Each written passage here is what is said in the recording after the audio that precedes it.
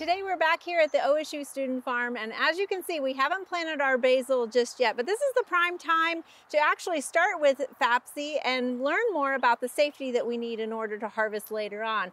And joining me today is Dr. Jadeja, who is the microbiologist, right? Is that correct? Yeah. And also Extension Food Safety Specialist. Okay, well, we definitely have the right person to talk to today, so thank you for joining us. So really, if somebody's thinking about turning a produce into a marketable product, it starts before you plant, right?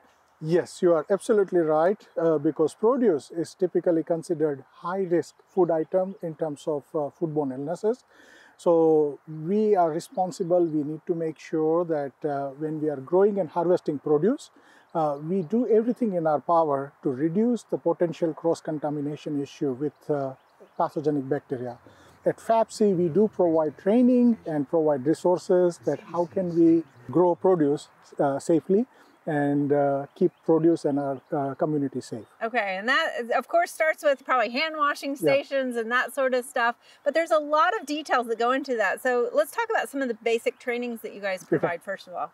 So we do provide, like our trainings can be divided into two major categories. One category of training is we provide classes that those are required for meeting the regulatory requirements, such as Produce Safety Alliance class. So with new Food Safety Modernization Act rule, anyone who is growing and harvesting is subject to certain type of food safety regulation. Okay. And this is one of the required class that people need to take based on the size and amount of produce that they are growing.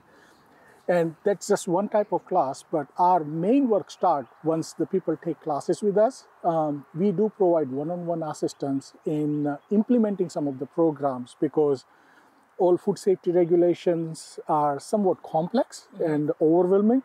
And when someone is wearing 10 different hats, doing everything on their farm, they need all the help that they can get to simplify that process. And that's when we step in and then we provide assistance in implementing those food safety programs for the farms. Okay, and these are legal things that you're reading through, right? So they're not the easiest things to probably read, but it also matters based off of the size of your market, in-state, national, farmers market, right? And then also farmers market and then the regulations. For example, we are talking about growing and harvesting produce. So growing and harvesting is done, then there is one set of regulations that we need to comply. Okay.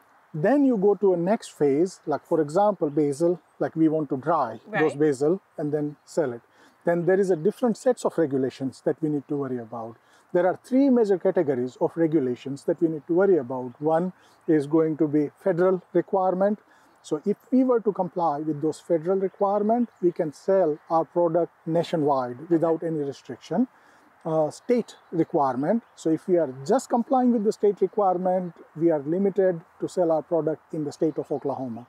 And the third one, that is if you are a very small operation, you just want to get a hang of it, you just want to understand that how to start your own business, then Home Food Freedom Act, that's one of the newer law, is an excellent opportunity for someone to start their home-based business without any type of regulatory oversight. And they can start producing that product and sell it up to $75,000 per year. And FAPC can provide training and resources for all three different type of routes that you want to take. So if you want to go for federal, then in that case, we do have a pilot plant that is inspected by FDA, and then people can utilize that to produce or co-pack their product in our pilot plant. And if you're just going for Home Food Freedom Act, we are one of the approved training provider by Department of Agriculture, so that people can take that training and then produce and sell their product. And I would imagine as you kind of go up from, you know, the farmers market to maybe the national market, there's going to be more rules, more regulations, and probably more methods that come with an expense to the operator, right? Yes. You are absolutely right. There are additional requirements. So what we have talked about so far are just the regulatory requirements. Okay. But for example, I would like to sell my product to a distributor. I would like to sell my product to a retail store chain. Then they will have additional requirements. Those are called third third-party audit requirements. Those are voluntary requirements, but if you want to sell that product to them, you are required to comply with those requirements. Okay. And then those include GAP certification, those include SQF or BRC, GFSI, Global Food Safety Initiative. A lot of acronyms in your business, right? Yeah, certifications. So. Yeah, and I know it can get complicated, and obviously we're not going to cover all of it today, but this is definitely something that you guys provide. Yes. And many different courses that are broken down into palatable, right? Yes. So that it's not so overwhelming. Yeah, at FAPC we provide anywhere from 65 to 90 workshops a year. And depending on the year, we can train anywhere from 1,500 to 3,000 industry participants or stakeholders. So yes, we do provide lots of different type of trainings. Our pilot plants are being utilized by varying size of stakeholders, and also we provide one-on-one assistance to numerous stakeholders in Oklahoma. And I think that's what the critical component is. You actually will help the person on their farm kind of look through some of those best practices for them. So, and that's everything from hand washing stations to produce washing stations, right? Yep. Well, thank you for sharing a little bit about this with us. And I guess people can reach out via your website for more information? Yes, and we are always happy to help. Thank you. Thank you.